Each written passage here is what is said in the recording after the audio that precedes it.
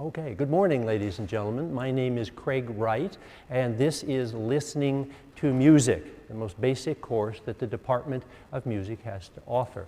Its aim is to teach you how to listen to music. Wait a minute, you say, that's preposterous. I listen to music all the time. I got, my iPod, I'm downloading MP3 files, continually swapping files. I've got my car, what do we call those things in the automobile? Where is it a DAT tape that you can take your iPod and plug it into the stereo system in your car? I've got that. I listen to music in my dorm room, off my computer, in the bookstore, wherever. I bet I listen to a lot more music than you do, you old goat. And you're right, you probably do. But what kind of music are you listening to? Well, probably pop music, and that's fine, that's okay, fair enough, pop music. But are you getting the most out of this particular experience? Are you getting the most out of your listening experience? I contend that perhaps you are not, that you are not maximizing the time, using that time most profitably. How do I know this? What makes me think that you are not getting as much as you possibly can out of your music? Well, experience to some degree, but also an experiment that I did just last weekend. I have 4 children. The last of the 4 has now turned 17. So I said last weekend, Chris, he's always with the iPod.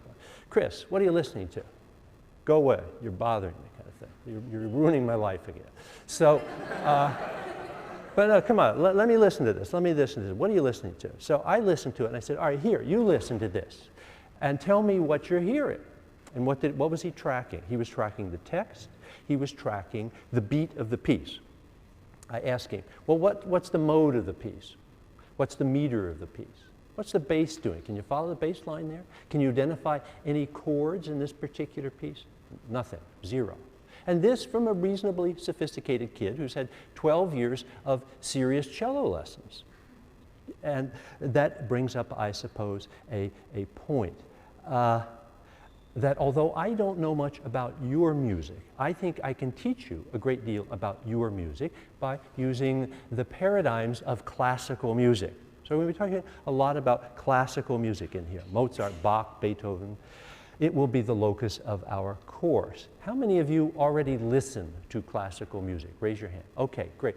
A lot of you, and that's wonderful. I'd be interested to know, gentlemen down here, how do you do this? Is it streaming off of your computer? Are you downloading MP3 files and saving them? Tell me, how do you do it? I just go to YouTube. You go to YouTube. All right, very interesting. I should have known that, but I didn't. You go to YouTube and you listen there. Anybody else do it a different way? Yes? On the radio, okay. That's interesting. We'll come back to that point. Anything else? Anybody? Yes? My parents' CDs are records. Okay, your parents' CDs are records. That's wonderful. They're sort of the old technology here, but some of those old recordings might be very good. Now, here's a question for you. Why would we want to listen to classical music? Who just answered a question for me here? Those folks that raised your hand. What, gentleman here again, you're my sacrificial lamb this morning. Why do you like to listen? Why would you want to listen to classical music? Okay, very interesting. National Public Radio asked exactly this question in a survey a year or so ago. And they got the following principal responses back. Why do people listen to classical music? 1, it helps them relax and relieve stress. So this is perhaps the principal reason. 2, helps us center the mind, allowing the listener to concentrate. 3, classical music provides a vision of a better world, a refuge of beauty, of majesty, perhaps even of love. And sometimes, at least for me personally, it suggests that there might be something out there, God or whatever, bigger than ourselves. And it asks us to think sometimes, think about things. That's what I think these great fine arts do. Great literature, poetry, painting, music. They show what human beings can be, the capacity of the human spirit. They suggest to us, as indicated, maybe there is something, a larger spirit out there than ourselves, and they get us to think. They get me to think frequently about what I'm doing on this earth. what are you doing on this earth? No. Don't answer that. What am I doing on this earth with regard to this particular course? What am I trying to accomplish in here? Well, maybe two things. One, change your personality. Change your personality. I want to make you a richer person, a broader person, by instilling you with an unending, deep and abiding understanding of classical music. So that's part of this. And not just here for Yale, but for your life after Yale. I would hope that how you lead your life 10 years from now, 20 years from now, 30 years from now would have been significantly influenced by this particular experience in this course. And secondly, if I'm successful in my teaching, I will accomplish this second aim here. I will impart to you a love of classical music. You, through later on, after Yale, your attendance at concerts, buying one fashion or another, downloading MP3 files of iTunes or whatever it happens to be, maybe being members of your local symphony board, opera company, something like that, maybe giving music lessons to your children, you will become the purveyors of classical music thereafter. You, the intelligentsia of the next generation, will be those that preserve this great treasure of Western culture, and it is a great treasure of Western culture. Okay, how are we going to do all of this? How are we going to accomplish these two things on our list of agenda here? What are the mechanics of the course? Did you all get a syllabus? Everybody's got a syllabus. I should have brought one up here, but I didn't. Doesn't matter. First 3 or 4 weeks or so, we'll be following the elements of music: rhythm, melody, and harmony, and then a test. Next, we will deal with what's arguably the single most important thing when we listen to any piece of music, and that is its musical form. Here's a question for you. I was thinking about this the other day as I was preparing the lecture for today. What's the most common type of musical form in pop music? When you listen to pop music, do you ever think about the form of the music? Can anybody name a form of pop music? Any one form? Well, maybe verse and chorus. Think about that. That shows up in a lot of stuff. And we'll come back to that. We'll talk about verse and chorus when we get to the issue of form. And then toward the end of the course, we will turn to the question of musical style. How does a piece of pop music differ from a piece of classical music? We sort of all know this intuitively, but can we articulate why? This particular difference about musical style was driven home to me the other day. It was last Friday. I was walking across the campus. Maybe you saw this too. Corner of Elm and College. There's a large flatbed truck out there. And there were these people on this truck trying to sell you audio equipment. And they had a big banner up there that said, "Pump up your room," okay? So then, to encourage you to pump up the room, they had music play. And this is the kind of music that they had on that flatbed truck.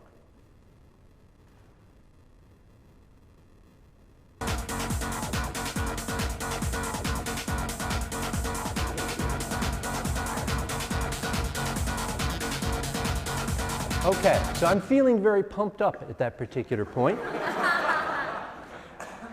And my cell phone rings. Okay, this is true. My cell phone rings. And because one has the capacity nowadays to select your own ringtone, right? I have mine selected not to that sound, but to Mozart. So I hear this sound on my telephone. Linda's moving this around here just a second, and it will give us a sense of the difference in style between pop music and classical music. How does this, what we're here, differ? Can you give me, say, 3 or 4 reasons why what we're about to hear differs from what we just heard? Mozart.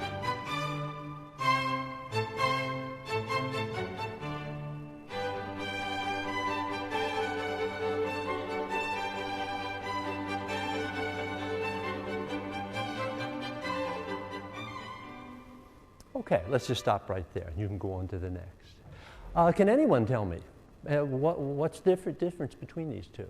What did the pop piece have? Rave Till Dawn. I own that album, I'll have you know. Rave Till Dawn. Gentleman back here. Classical music is much more attention to detail. Yes, that's probably true. That's probably true as a general observation. Whether it comes through clearly on this comparison, I'm not quite so sure. But I wouldn't say there's a great deal of detail in the first one. There's a lot of repetition. That's where I go, you know, once that gets going, it goes for a long period of time. Anything else? Yes? A melody. Oh, melody. Which one had the melody? Classical. Yeah. Yum, ba-dum, ba-da-da-da-da-da. The first, I couldn't pick out any melody at all. It was all what?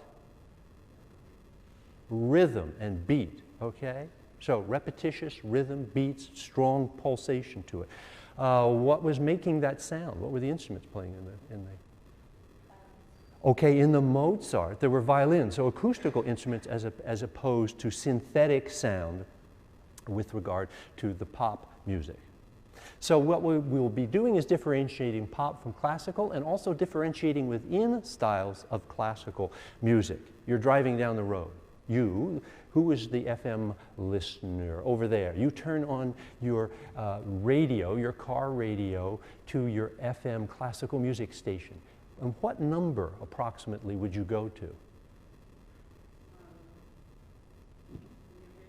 Yeah, okay, or anywhere, your hometown. But this, okay, 98. That's pretty high. What town is that? You will? Oh, that's Chicago. Well, they're elevated people in Chicago, I'm sure. Normally where you go is all the way down in the low numbers. Particularly here in Connecticut, it's 89.5, 90.1, 90.5. My favorite is 91.5. Generally speaking, you want to find classical music, you go to the left of your FM dial and fish around down there in your National Public Radio. Okay? So that's how we do it. But you got your car radio going. Music comes on. Is it Baroque or Romantic? Is it medieval or modern? Is it Bach or is it Beethoven?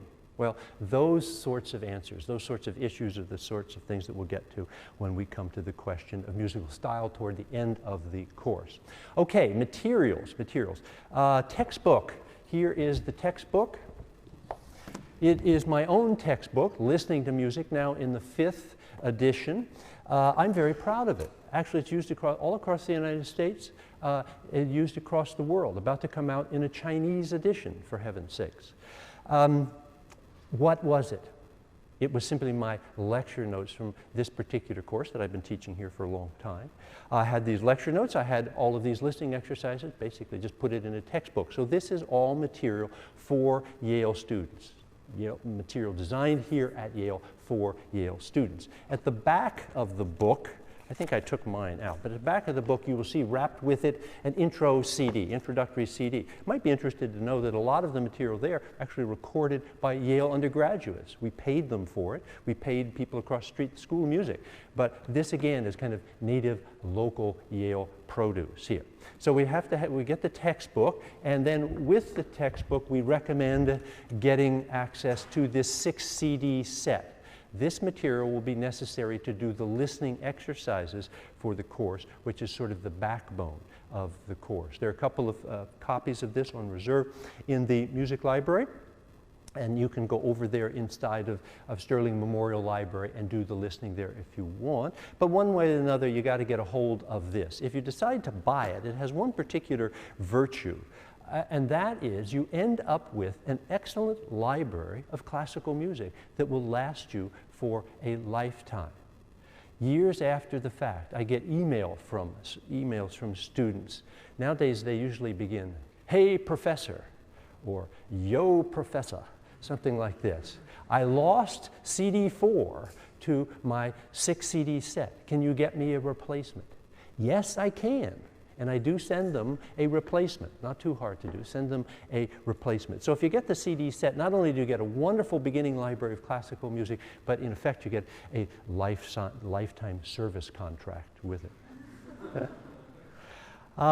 Okay. Requirements. You can see this on the sheets too. You got the couple of tests here. We have to write a short music paper. We're all going to go to the concert. I think this year we're going to go hear the Saybrook Youth Orchestra. And I put on the a sheet this year, I think I'm going to try to count 5% for class participation. We will be taking attendance in the lecture. Yeah, I know, it's babyish, I'm sorry. But I take this very seriously, I really do.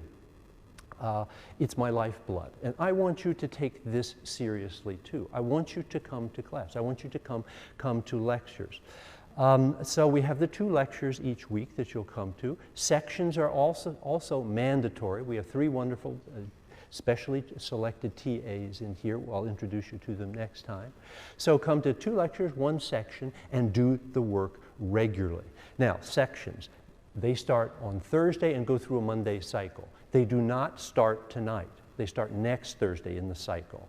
You can go online and sign up there, but you're still shopping, so we're not starting sections tonight. You may or may not be taking this course. Do the assignments, these listening exercises, on time. Music is an orally perceived phenomenon. Music is an orally perceived phenomenon. You can't cram information about music, the sound of music, into your head the night before a test, the way you might be able to in an English course or a history course.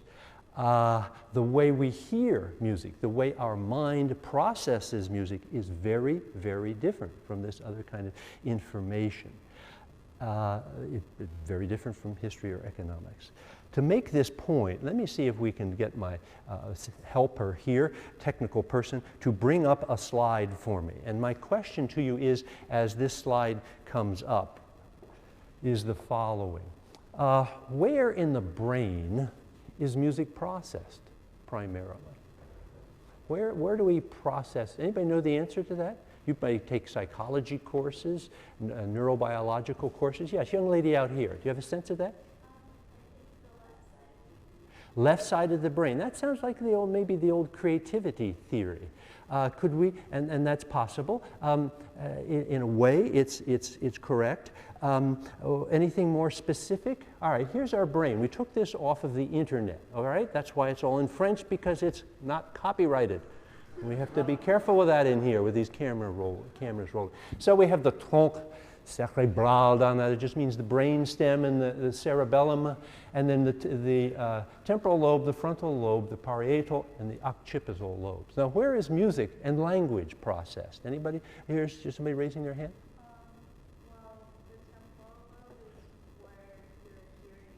Yes, the temporal lobe is where your hearing goes on. It doesn't matter whether you're hearing language or whether you're hearing music.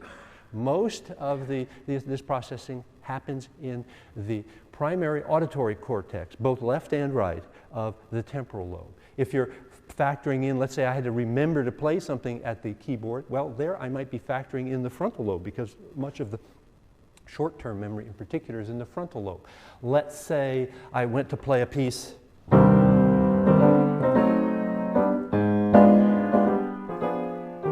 I didn't think about that. Actually, a minute ago, I didn't even know what I was going to play. But I remembered that. Am I thinking back then, well, it starts in C and it's got an E up there, it's got a G? No.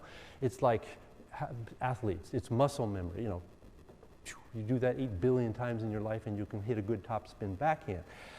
It's muscle memory. And that happens in that's mostly in the parietal lobe. Here I've got a score up here if I'm looking, then I've got the visual cortex engaged. So doing music, if I'm sight reading, playing, it's a very complex thing. But most of let's shut this down now, we'll go back to the other screen. Most of this music and language processing happens in as I mentioned, the left and right auditory cortex. Therefore, where am I going with all this? Therefore, the pedagogical techniques that we use in teaching listening to music are virtually identical to those that we use in teaching language. There's a great deal of similarity here because it's just processing sound. This was a point, I was listening to some national public radio thing the other day. Can you get my screen back up full size here so I can see this? Listening to something that had a psychologist talking about the correlation between sound and music, and they said it was something about music is sometimes very strange, sometimes very strange, sometimes very strange, sometimes very strange, dee dee dee dee dee dee dee dee dee dee. And that sort of brought home to me, the text is irrelevant, the idea that music really is sound and that language is just sound. There's a very thin line between the two, but we therefore use the same pedagogical methods in the sense that we've got to do the following. If you ever read the course descriptions of French 115 or Chinese language, basic intro to Chinese, they say, I think I wrote it down here, this process of gradual assimilation. Yes, daily participation in language labs required. So daily is the key thing here. You've got to do this gradual assimilation. So learning to listen to music is just like listening to language. We've got to do a little bit every day. You've got to turn in these listening exercises in a regular fashion and come to class. This is a beginning course. I assume that you know nothing, starting from ground zero here and build it up. All right, I've droned on here. Let me ask you if you have questions about the course generally. Do you have questions of me at this point? Yes, gentleman in the back. The formats of the test will be very clearly laid out for you. There'll be a little bit of written work. There'll be a fair amount of listening. You will be given a list of pieces that you'll have to prepare for a little bit, and then we will play out of those particular pieces. But most importantly, I will give you a prep sheet. Each test comes in advance with a prep sheet telling you how to get ready for that particular test. Good question, though. Thank you. Anything else?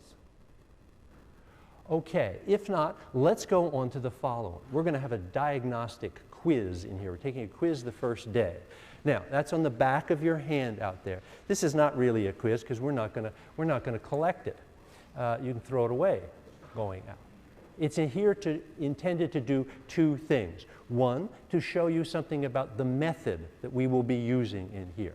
And two, to show you something of the level of this course, the level of the course. The questions that I'm asking on this quiz, questions asked on the quiz, are the types of things we would expect you to know at the end of the course. Not now, but at the end of the course. Some of these are difficult. So if you find yourself getting most of these answers correct, then don't take this course. You'd be wasting your time, wasting your money here. So don't do this. If you find at the end of this you got 16, 17, 18 of these correct. All right, let's start with a little bit of classical music here. And this engages questions 1 and 2. Who is the composer of the piece that you're about to hear? And what is its title, or what's it called?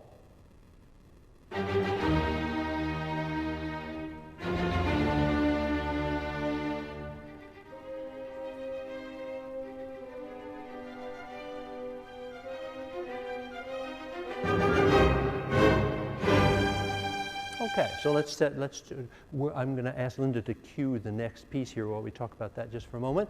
The composer. Anybody know the composer of this? Raise your hand. Okay. Some people do, some people don't. Gentleman over here, dark shirt. Okay, that is Beethoven, Ludwig van Beethoven, and do you know the name of the piece? Okay, Symphony Number 5. Now, if you're sitting next to this gentleman, oh God, this guy knows so much. I'm going to go down the tube in this course. No, don't be intimidated by this. As I say, we're going to build everybody up here together. So that was Beethoven's Fifth Symphony, the beginning of it, a famous passage in the history of classical music. Let's listen to another composition here. Who's the composer of this?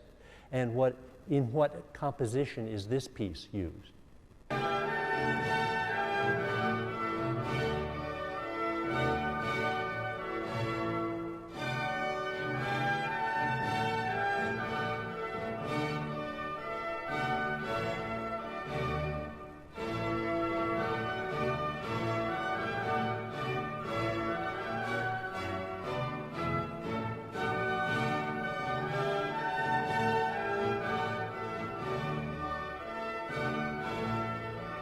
All right, that's probably enough of that. So who's the composer of that? Does anybody know the answer?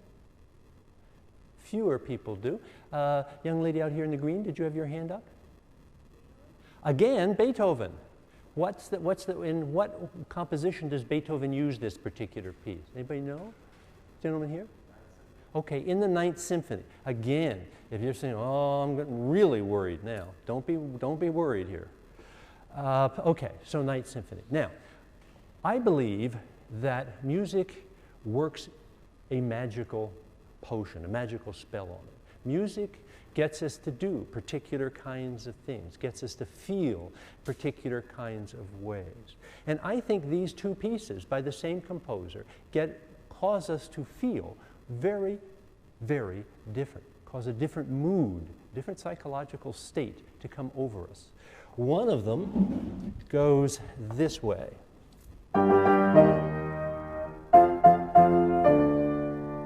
Okay? And the other, I'm going to stop it there. I want to do a little experiment. I've never done this before, but like to do the following.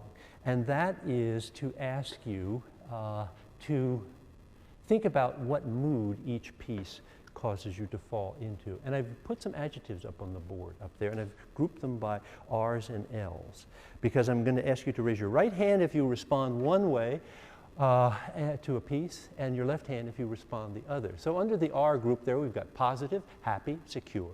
Under the L group, we've got negative, anxious, unsettled.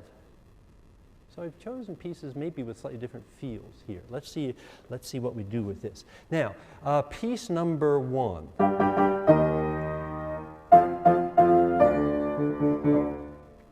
How do you feel about that? Now here's piece 2. All right, so here's 1. If I'm going to play it again.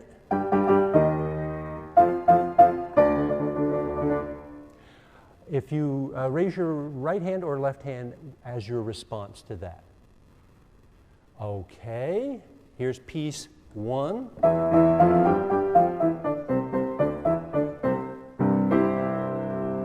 Right hand or left hand? All right. So those of you that are raising your hand, and some aren't raising their hands, but that's okay. Those of you almost unanimously say that the Beethoven Fifth Symphony sounds somewhat ominous to us, somewhat fateful to us. And the Beethoven Ninth Symphony, conversely, has a different sort of feel to it.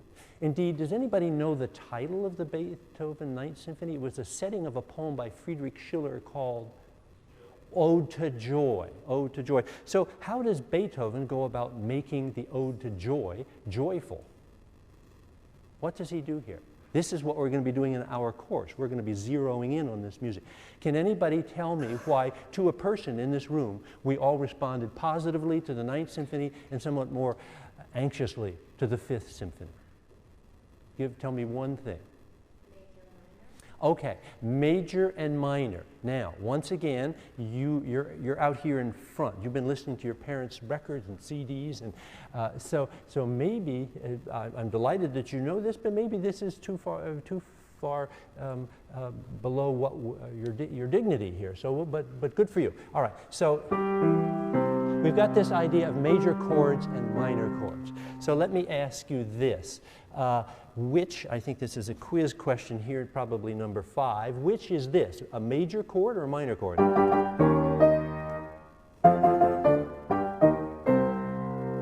As opposed to?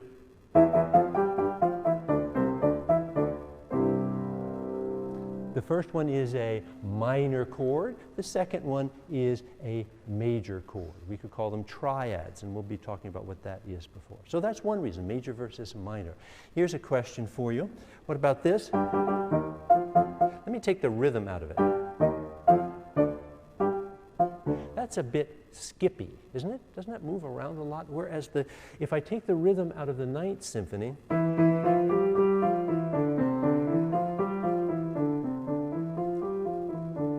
Beethoven there is just going up and down a scale. So it's very conjunct. We have the difference between conjunct music with the and disjunct music. And that perhaps adds to the unsettled quality of the Beethoven Fifth Symphony.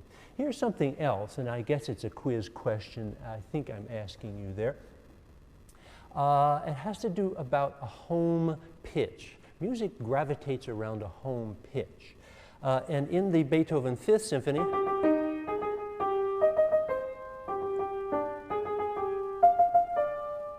we still haven't gotten the home pitch. We go that far, we still haven't heard the home pitch. Can anybody sing the home pitch? Bum. But he hasn't given it to us. And maybe that's why this sounds so disjunct and so unsettled, apart from the skippy nature of the melody, is that we are not given at the outset the home pitch. Whereas with the Ninth Symphony,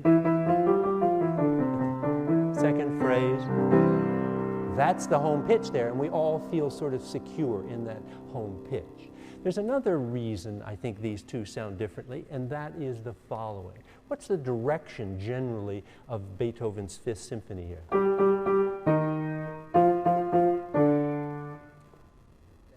Down. It's generally going down. So the direction that music goes can also affect how we feel about it, our mood about it. So I think the next question, I play another piece for you. I'm going to play this one to piano a little bit. And I ask you the name of the composer of this piece. It's a bit less well known, but maybe not. What it's called and when in the history of music it was written.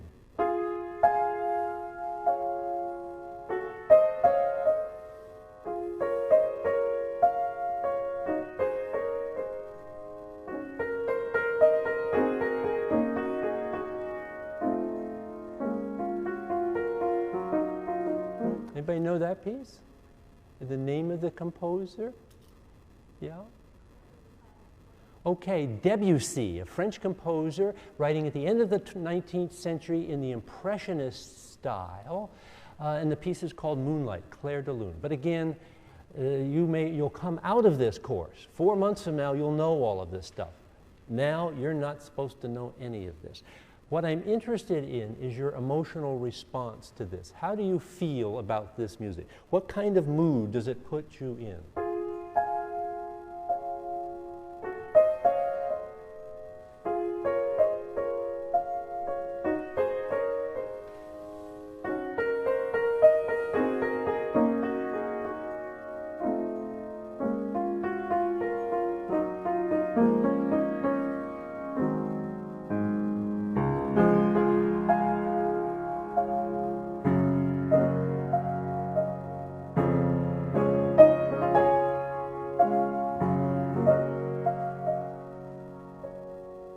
So how do you feel about that? Anybody want to tell me about that?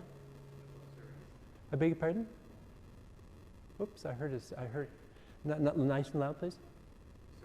Serene, yeah, serene. Why does it feel serene? Boy, I wish I could play my Rave Till Dawn CD now, right?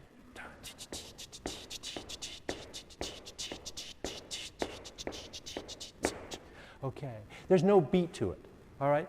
It's very languid in terms of the pulse here. It's very understated in terms of a beat. You'd be hard-pressed to identify what the meter of that is. So that's one reason. And of course, where am I going with the next important point about what's happening in this music that makes us feel serene, relaxed? Because it's all going down.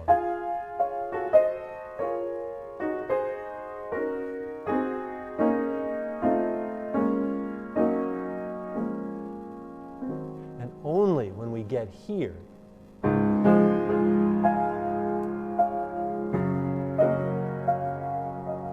do our spirits soar upward at that particular point, So again, direction in music also is important with how we respond to it. So what are we going over here? Major versus minor, disjunct versus conjunct, what else?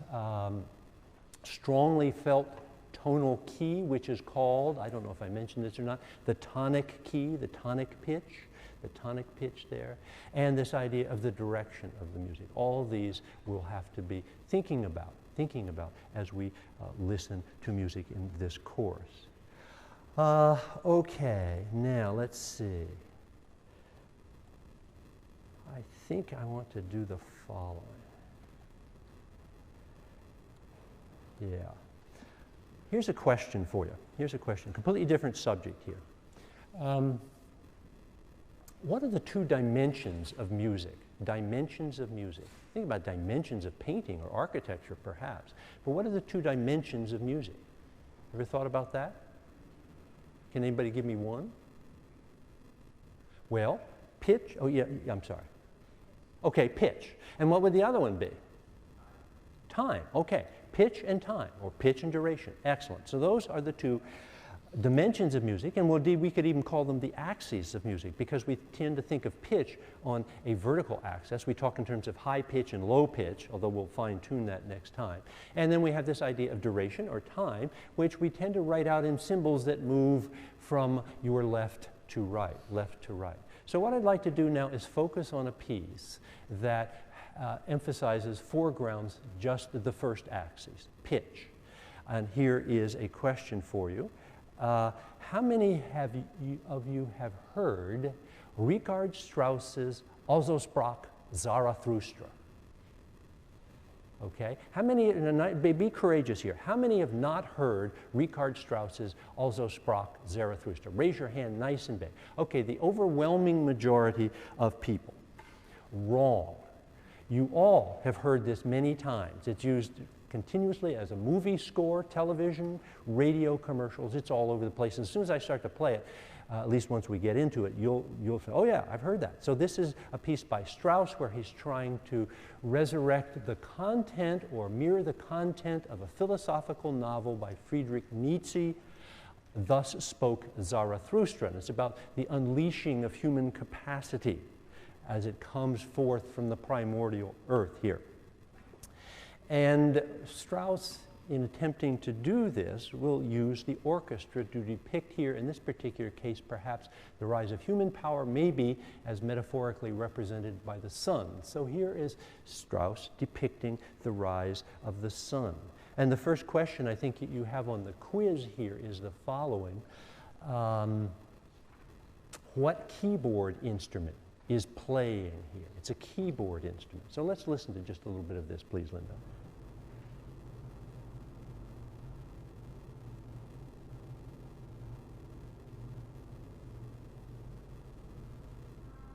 Okay, let's stop there. Because of the condition of the amplifier this morning, you can't really hear what that is. What that is an organ pipe of the type of organ that we have over in Woolsey Hall. 32 feet tall, this gigantic sound, whoa, down there. So that's what he's trying to set up. Okay, then a brass instrument enters. And what is the name of this brass instrument?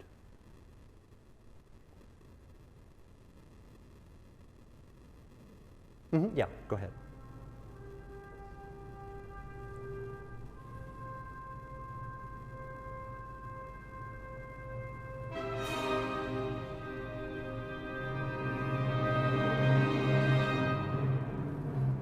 Then a percussion instrument.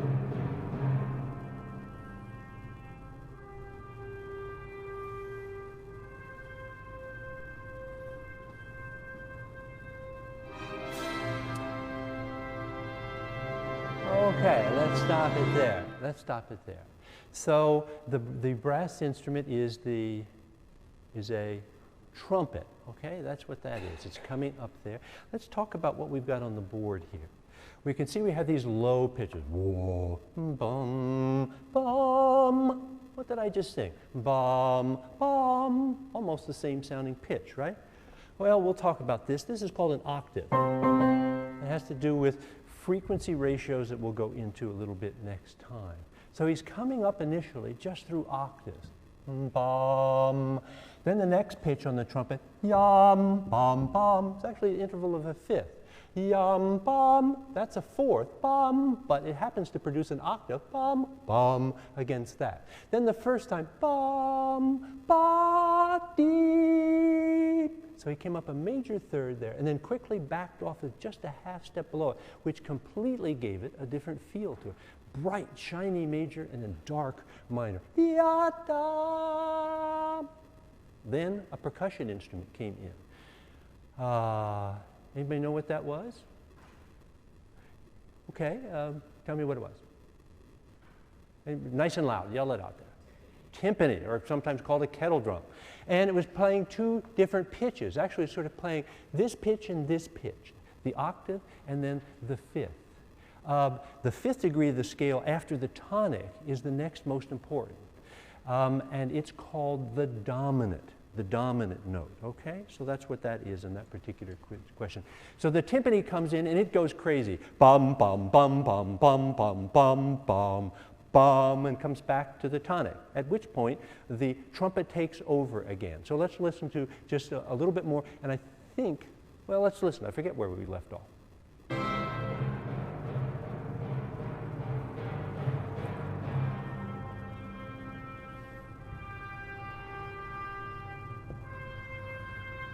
Okay, let's stop it here. Now at this point, what happens is the trumpet, bum, la, all the way up there. It's going to jump way, way up.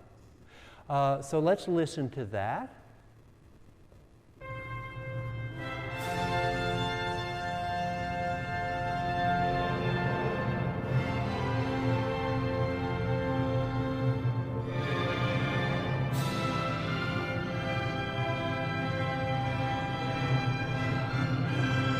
Okay, let's stop it right here.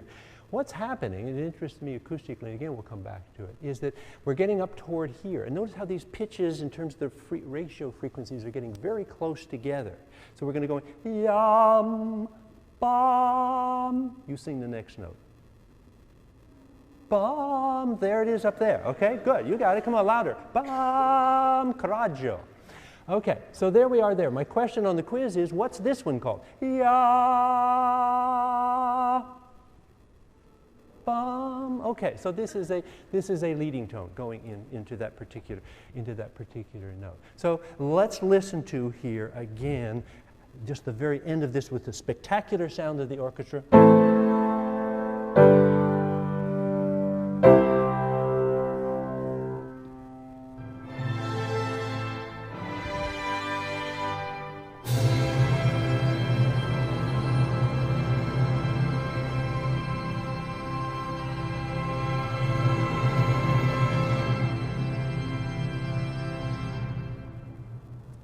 And there at the end, you could hear the organ a little bit better. So that's how, using some of these basic ratios, he gives us this primordial type of music. And it's quite spectacular. It's quite spectacular because here in the 1890s, we have the apex of the Western Classical Orchestra, this big, beautiful, powerful instrument. Okay, we've talked a little bit about pitch here. Let's go on to talk about the other axis of music, and that is rhythm or duration. Now, in music, as you probably know, we've already talked a little bit about this, we have the importance of the beat. Beat's very important in music. And generally speaking, in music, we divide the beat, we organize it into groups. Beat's kind of like the heartbeat. It's kind of like the basic pulse of bum, bum, bum, bum, bum, bum, bum. But given our psychological makeup, we tend to divide these up into units of generally 2 and generally 3. And if we have groups of 2, we call that duple meter. Groups of 3, we call that, of course, triple meter. How do we indicate these? Well, by some kind of conducting pattern. We'll come back to this. You'll all be conducting in here. So the duple is just 1, 2, 1, 2, 1, 2, 1, bum, bum, bum, bum, bum, bum, bum, bum, bum, bum, bum. 1 strong beat, 1 weak beat. Strong, weak, in that fashion. And conversely, of course, triple is strong, weak, strong, weak, with 2 weak beats between each strong beat. So here's a question for you. Who wrote the musical? It's on your quiz there. Chicago. Anybody know the answer to that? Okay. How many don't know? A rousing show of hands here. Don't know who wrote Chicago. This is amazing to me. This guy is the stealth bomber of music. How nobody could know the name of this person that has given us so much great music. Cabaret, Chicago, songs that you go around singing, have in your ear all the time. John Kander lives down in New York City, writes a lot of this stuff.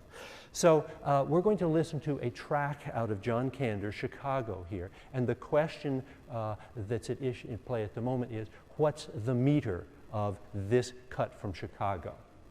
Stay away from jazz and liquor and the men who play for fun. That's the thought that came upon me. Okay. Here's something that may interest you. We'll be playing a lot of pop music in here, but they will generally be short clips of pop music. Why is that the case? For copyright reasons, right, yeah, for copyright reasons. So we've heard a passage here. What was the meter of that section? Gentlemen down here, you seem to be moving with the music, which is very good. What did you think, duple or triple? Okay, duple. Now, that's correct. I would come right back to you with, yeah, you intuited that, but can you explain to me what you were hearing? What did you hear that allowed your brain to instantly go to that decision, make that correct decision? Any ideas? Anybody? Okay, cut time. What? Accent on one. But what part of the music were you listening to? Yeah, that's it. But somebody's up there going dun, dun, dun, dun. And it's actually the bass. So we'll be wanting to zero in on the bass in a big way in music. Bum, bum, because that's oftentimes giving us much more information than the melody. Bum, bum, bum. So there we had an example of duple. Let's see, we got another excerpt here. Let's listen to a little bit of that. Understandable, understandable. Yes, it's perfectly understandable, comprehensible. So, what about that one? Well, you know the setup here. We did duple, then we got to do triple, okay? So that, but you could hear bum, do, the strong, weak, weak, strong, weak, weak, in that fashion, all right? Now, let's listen to a little bit more of this, and something interesting happens to the beat. It slows down. What do we call the passage of music in which the beat slows down? What's being applied? What's being affected here? What's being used here? Reprehensible, it's so defensible. Okay, very simple word there, retard. Okay, so the music is retarded. We have the pulse being slowed down. And almost like a law of physics, if something slows down, there's opposite and equal reaction. Now John Kander makes the music accelerate. So let's watch a wonderful example of accelerando here.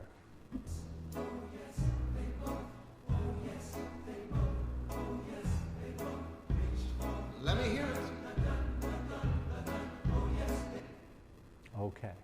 So at that point, the music begins to speed up with the accelerando. Now, we're getting close, as you might imagine, to the end. Indeed, he wants to drive to the end. You ever notice this in musical compositions? Keep an eye out for this, particularly in pop music. They've got an idea, but they've got to fill up a track. They really need good 3 minutes and 30 seconds here. They'll have something going, and then almost unbeknownst to you, they will take that and lift it up in terms of the pitch content.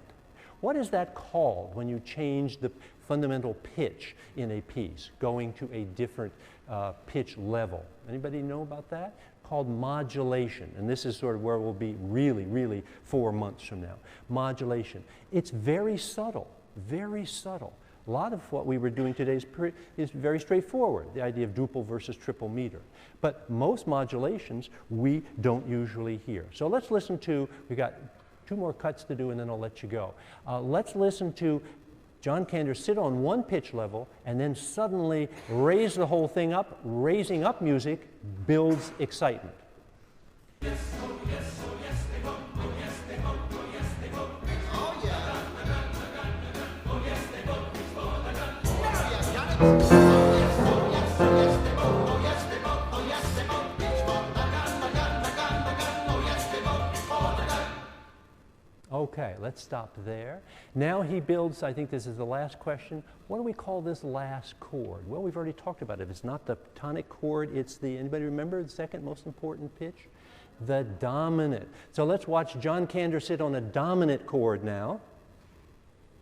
Oh yes, oh yes, they go. Oh yes, they go. Oh yes, they go. It's for the gun, the gun, the gun, the gun, the gun, the gun, the gun, the gun, the gun, the gun, the gun, the gun, the gun, the gun, the gun, the gun. Both reached for the. And now you sing the tonic. Bum. Okay, hit the tonic. Bum.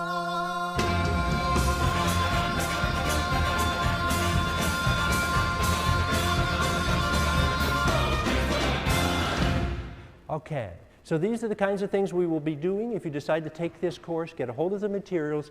For next Tuesday, do listening exercises 1 and 9 through 11. I'll see you then.